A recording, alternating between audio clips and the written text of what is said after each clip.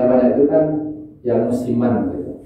Kadang-kadang ada orang yang dalam waktu-waktu tertentu dia hadir sholat tahajud. Kenapa? Karena dia ada maunya gitu. Misalnya mau lulus ujian gitu.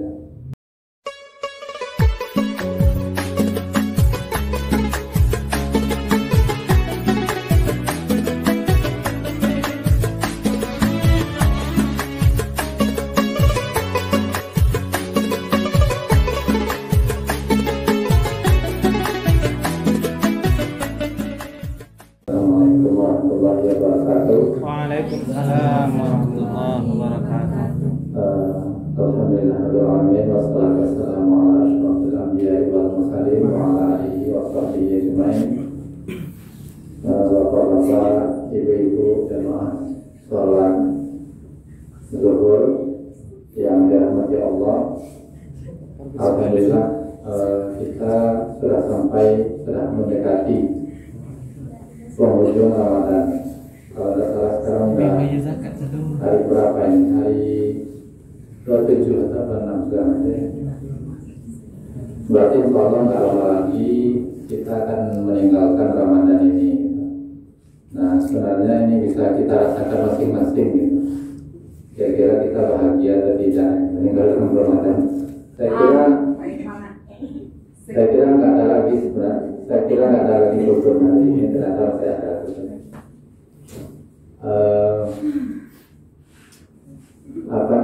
Tentu apa yang telah kita lakukan di bulan Ramadan ini, kita berharap semua amal baik yang sudah kita biasakan di bulan Ramadan ini, kemudian hal-hal yang tidak baik yang sudah kita tinggalkan di Ramadan ini, itu tetap bertahan gitu sampai selama-lamanya, sampai akhir hayat kita gitu.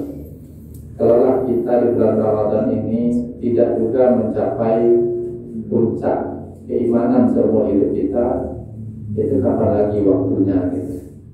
Kalau saya sendiri, saya bermohon kepada Allah itu kalau suatu saat sudah sampai ajalnya, saya mohon kepada Allah itu supaya nanti Allah mengambil nyawa saya itu di akhir Ramadan atau di awal Syawal, karena memang saya rasakan secara pribadi itu kondisi keimanan yang terbaik itu adalah ketika sudah di penghujung Ramadan.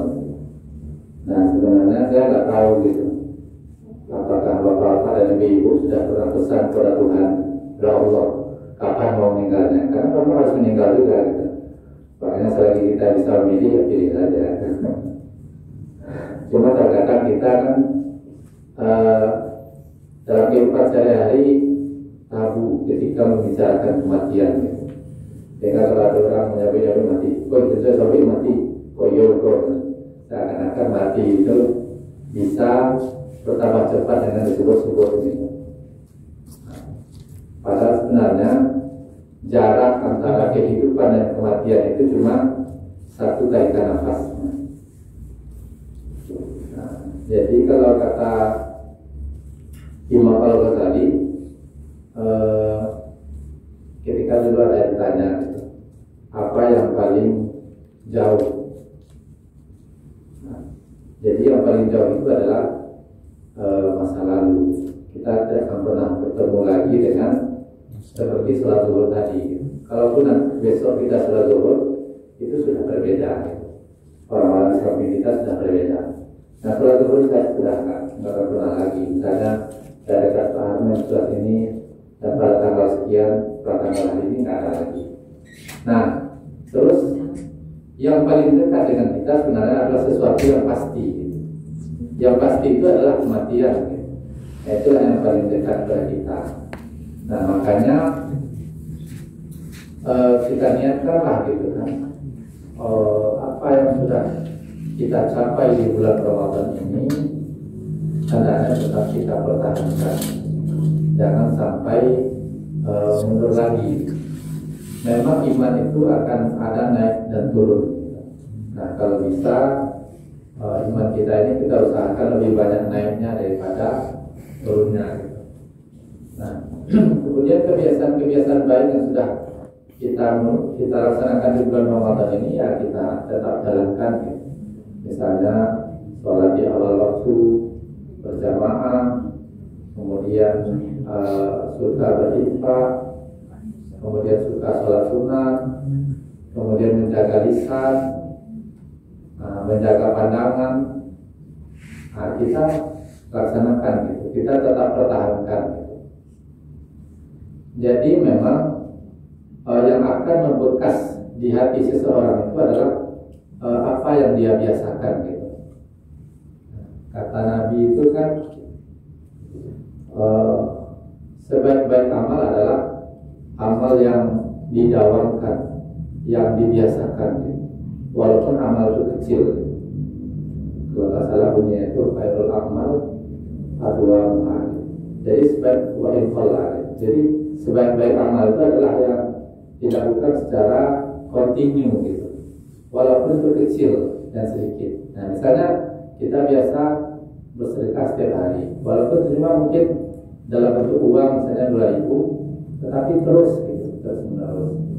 Atau kita ada yang membiasakan puasa sunat misalnya kan, puasa Senin, Kamis, ya lakukan aja itu terus gitu, selagi memang itu memungkinkan gitu. Nah, jadi itu amal yang disukai Tuhan, yang disukai oleh Allah, amal yang terus menerus. Kemudian misalnya kita biasa sholat tahajud, anggaplah 2 rakaat tiap malam, atau sholat duha 2 rakaat tiap pagi itu, ya kita terus itu dijaga gitu. Karena bisa jadi nanti di akhirat itu orang-orang baik itu akan disebut berdasarkan kebaikannya gitu. Jadi misalnya seorang yang ahli puasa, suka berpuasa gitu, nanti dia akan di surga itu akan lewat pintu Ar-Rayyan namanya gitu. Pernah juga satu riwayat mengatakan Nabi mau menceritakan salah seorang istrinya, tapi saya tak tahu benar atau tidak riwayatnya. Kemudian datang malaikat kepada Nabi jangan ceritakan, karena istrimu ini adalah seorang yang ahli sholat malam dan dia ahli berpuasa. Nah, hendaknya kita nanti termasuk salah seorang yang di akhirat nanti disebut karena suatu amal yang kita kontinu lakukan, amal baik gitu. Jangan nanti di akhirat nggak ada satupun gitu. Jadi sholatnya nggak juga, berantakan puasanya juga nggak ada juga, misalkan sedekah juga bukan ahli sedekah gitu. Nah, apalagi kalau disebut sebagai ahli maksiat misalnya, suka mencuri misalnya, suka korupsi, suka menfitnah orang gitu. Nah, jadi hendaknya memang kita lakukan amal itu secara terus menerus, secara istiqomah gitu. Itulah yang akan membekas dalam diri kita. Nah, itulah sebenarnya yang jarang kita temui orang yang bisa istiqomah dalam hidupnya gitu. Yang banyak itu kan yang musiman gitu. Kadang-kadang ada orang yang dalam waktu-waktu tertentu dia rajin sholat tahajud. Kenapa? Karena dia ada maunya gitu. Misalnya mau lulus ujian gitu. Misalnya mau lulus ujian CPNS gitu kan. Seleksi tenis. Atau mau lulus seleksi tenis sudah. Berarti hari ngaku ya.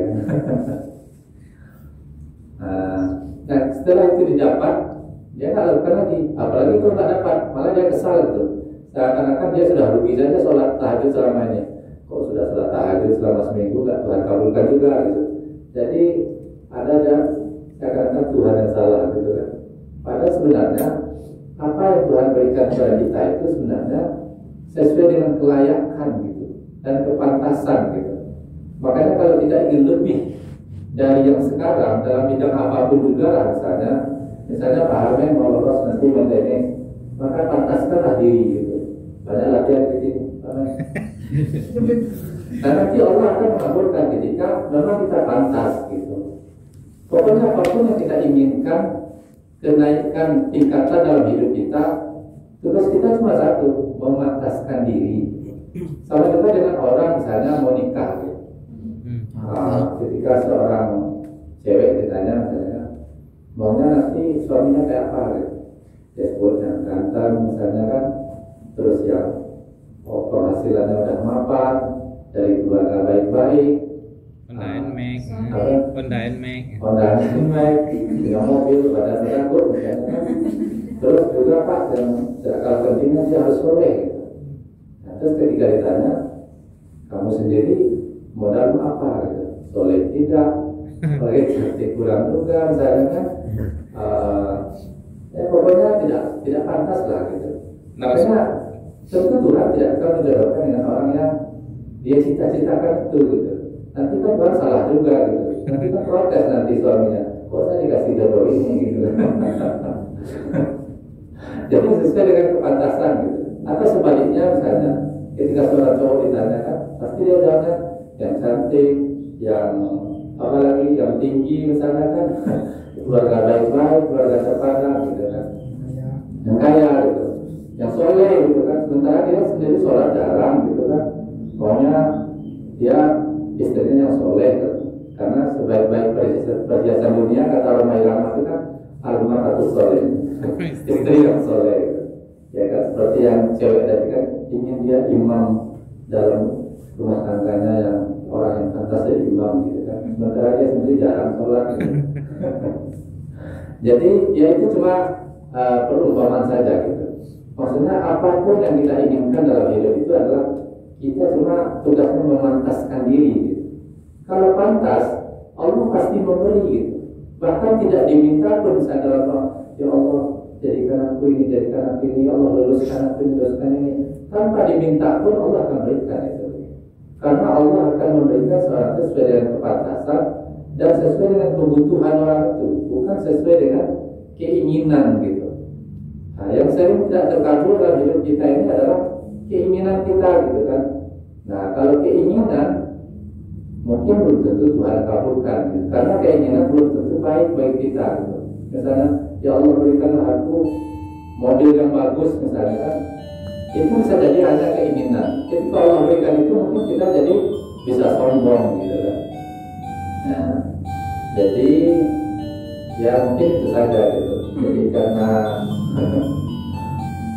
sudah Ramadan sudah mau berakhir, ya itulah pesan tadi, kita istiqomah. Jadi orang yang sudah kita capai itu ya kita pertahankan.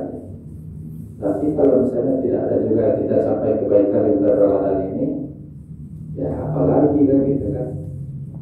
Ya mudah-mudahan apa yang kita usahakan selama Ramadan ini ya ada hasilnya, yaitu menjadi orang yang bertakwa gitu, orang yang Idul Fitri yang kembali suci seperti sebagaimana kita dilahirkan dulu gitu.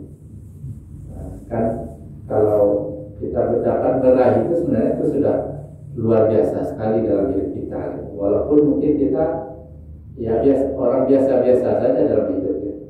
Tapi ketika kita bisa meraih takwa, bisa meraih Idul Fitri, itu sebenarnya prestasi yang luar biasa dalam hidup kita gitu. Dan Allah pun sudah berjanji gitu.